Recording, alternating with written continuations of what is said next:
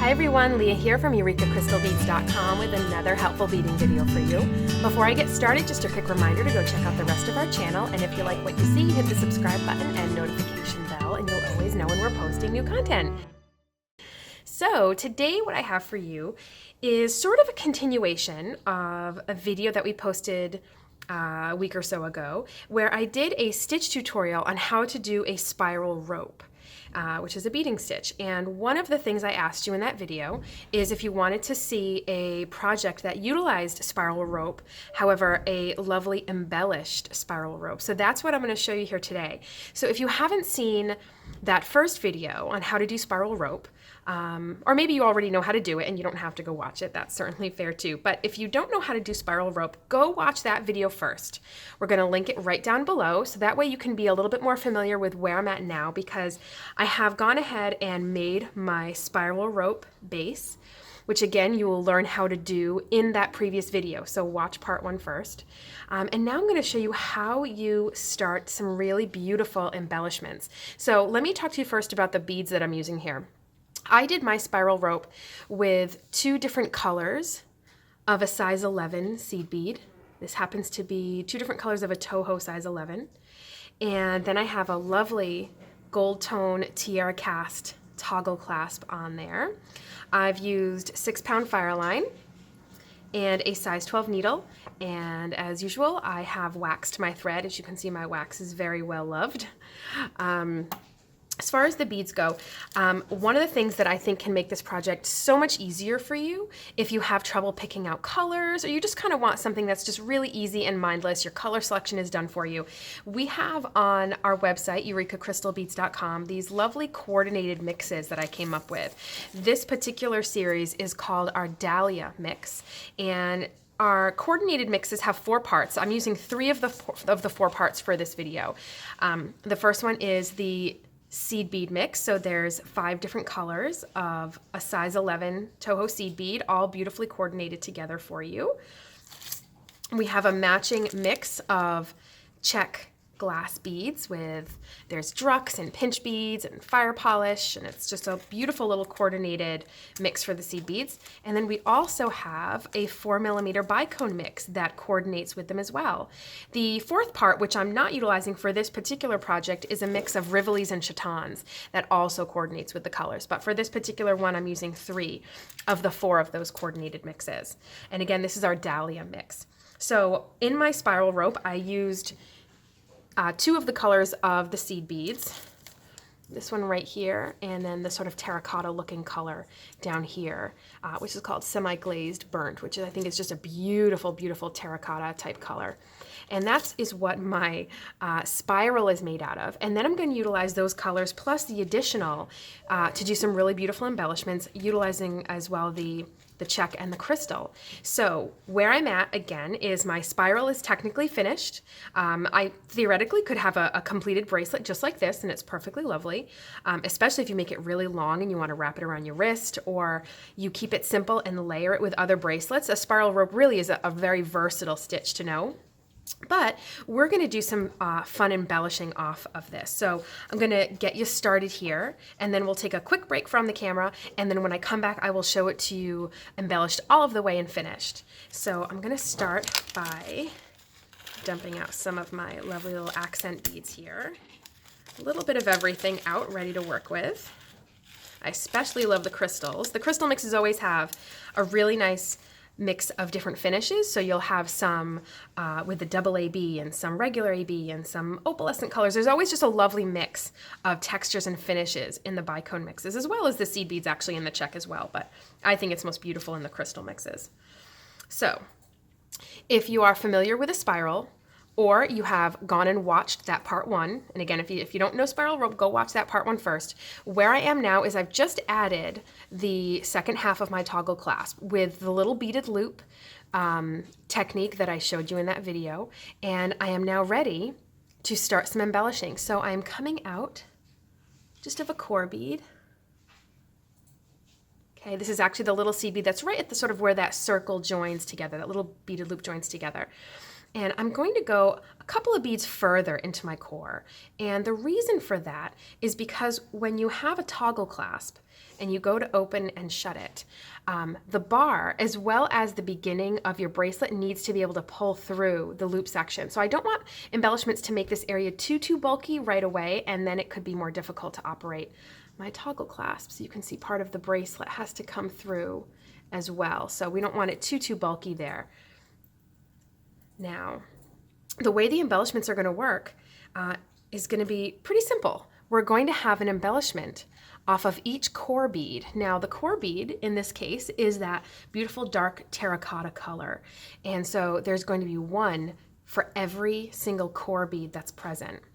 So right now I'm coming out of a core bead and I'm going to pick up a selection of beads here. Now, as far as an exact pattern, honestly, with this sort of project, sometimes I think less is more as far as the thinking goes, and I tend to pick up pretty randomly. I think the only thing that I'll try to make sure of is that perhaps my embellishments right here towards this side of the clasp and maybe right here at the end are a little bit shorter, and then they'll just be a little bit fuller and longer maybe in the rest of the bracelet. But just to make operating the clasp a little bit easier, I'll start by being a little bit shorter. But what I like to do is I first pick a base bead. Now for me, my base bead is going to be one of my size 11s, and I'll change this up throughout the bracelet, but I will pick up a size 11. We'll go with this really pretty iridescent color. And then I'm going to pick basically a bead to embellish with. So I'm going to pick up one of the little 4mm drucks, and then I need another little bead on top. So that bead is going to be, maybe we'll do one of these light green beads. We're basically going to be making a bunch of little fringes. So now what I'm going to do is I'm going to go back down through the druck, and I'll ignore that that little seed bead is there, and I'm going to use that as a stopper bead. That's what's going to keep these other beads from coming off. So I'll go down the druck and the little base bead. I call it a base bead just because it's at the base. And then I'm going to go and head right through the next core bead. And of course mine's a little bit tight in here because I had done some reinforcing. So let me just take a minute and get through there. Oh, my needle just got very bent. That's okay. There we go.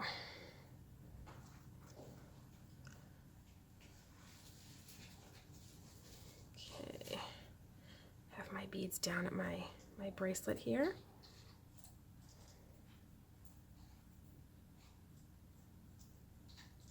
You can see that little stopper bead at the end keeps my beads from coming off. And now I'm going to show you another one. And in between takes, I will go ahead and take some pliers and unbend that needle. All right, so I'm going to pick up another base bead. In this case, I'm just going to pick up a different color because I'm winging it, people. I'm just winging it. It's sort of one of the reasons why I really like this particular bracelet. Now I'm going to pick up a little fire polish. Maybe I'll pick up a crystal here. Pick up a little olivine crystal. And we'll do one of these little terracotta seed beads on top. One of the things I like to do as a little design effect is I like to have the little seed bead on top be a little bit of a contrast to the accent bead underneath. So I'm going to head down the crystal and the base bead and then right through the next core bead. So here is my crystal, my little accent bead. That was my little base bead right there. And then I'm going right through the next core bead.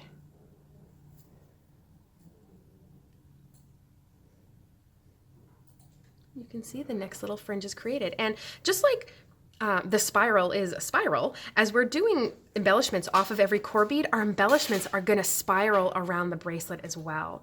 So let me show you one more here. So I'm going to pick up a base bead, pick up another bead. Another thing you can do is you can do a little picot at the top. A picot is a little group of 3 seed beads, and you can do a little group of 3 seed beads at the top and have a lovely little additional accent. So in this case, I have those little 3 there. I'm going to go down through my fire polish, go down through my base bead, and then right through the next core bead. You'll get a cute little look with our little picot. Just like that. And that's another way that you can add some lovely texture. And you can see that this is starting to spiral down and around the bracelet. So that's all we're gonna do here. So I will be back shortly and I'm gonna show you a bracelet that has a little bit more finished up here. Hello everyone, I am back with our finished bracelet here. And again, all I did was repeat those same types of fringes that I showed you at the end of the last clip. So I had shown you the first few down here, and then I just kept repeating it. And as you repeat via every single core bead, the embellishments just naturally spiral around and you get this beautiful full effect. Let me show it to you on. The bracelet may feel a little bit tighter, just a little bit, from the way it felt when it was just the spiral, because now it's a little bit fuller, but it doesn't change too much. It just really depends on how full you make all of these fringes. If you used a lot of larger beads, it's going to feel even more tight than this. This just feels a little more smidgen strong. Obviously it's still plenty big, but we probably lost maybe an 1/8 of an inch worth of that length from the embellishments. And again, more so if you use a lot more larger beads, especially if your fringes are with large beads and they're very short, that will keep the bracelet held away from your wrist, which is where the additional tightness will come from. If you make your fringes longer, they flop out to the side and it allows the core, that spiral rope core, to sit against your wrist as it normally was before. But I think it's just a really fun little bracelet here. And number one, we have these coordinated mixes, which are, I think, a really beautiful way to get all the color work just done for you. And then you know that whatever you put where the whole thing's going to look amazing. But this is also a really great fun project for leftover beads as well. If you want a great little sort of bead soup bracelet, that can be a lot of fun.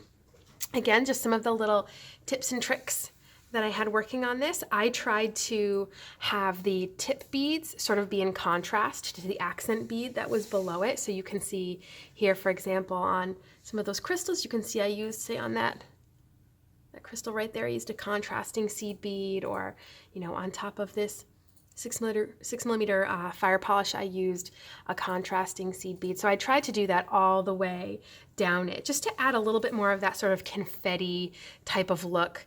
And again, this used a check mix coordinated with a crystal mix coordinated with a seed bead mix. You could certainly go heavier on the crystal if you want, and you can definitely have a little bit more of a party look to it, a little bit more of the check, and it's a little bit more everyday. Or hey, you know, maybe you like a bunch of bling every single day. That's fine too. But this is a really fun bracelet to make, and it works up fairly fast. I think I maybe stepped away from the camera for about 40 minutes or so. And one of the things that helps it to go a little bit faster is I really just tried not to think about what I put where. The only thing I really tried to work on is the largest bead that was going to be in it, which is the 6mm fire polish bead. I tried to take those out of pull those out of my mix and sort of just evenly disperse them. I made sure that they were sort of evenly spaced, just because they are the largest bead. But everything else, I really just kind of picked up randomly, and it's a nice bracelet when you just want the color to work and you don't want to have to think about it. So it's a great bracelet for if you want to make it while watching your favorite evening television show or whatnot. This is a great one to make, and you end up with something that's just so fun and so textured. And I hope that you guys really like it. Again, if you've never done a spiral rope before and you don't know what to do, start with the part 1 video, the introduction to spiral rope video. We will link that to you below, so that way you know where to start. And in that video, you will learn how to do spiral rope, and you will learn how to attach it to a clasp. And then at the beginning of this video, it really just picks up with a finished spiral rope, and then just a few fun embellishments just repeated over the whole thing. And that's all it was. It's super simple, super fun. All right, so we're going to link you below to our Dahlia coordinated mix, as well as the link to all of those mixes on the Eureka Crystal Beads website, so you can see all of the options that we offer. We have tons of beautiful color schemes, from blues and greens to purples to metallic colors with gray and black. We have so many different coordinated mixes that you could choose from to make a gorgeous, stunning fringe bracelet here. So make sure to check us out on EurekaCrystalBeads.com, and I hope you guys join us next time. Also, something new that we're adding is we have developed a Facebook group, which is different than our Facebook page. Our Facebook page is for all the fun business happenings, around the warehouse. But our Facebook group is for you beaders to come and interact with each other. You can post your tips, your tricks, ask your questions. I involve myself heavily in that, so we can do a lot of fun interacting, and you can show off all your stuff as well. So it's a lot of fun. So we'll link you below to that as well. That's called the Beader's Nook at Eureka Crystal Beads, and we will see you next time.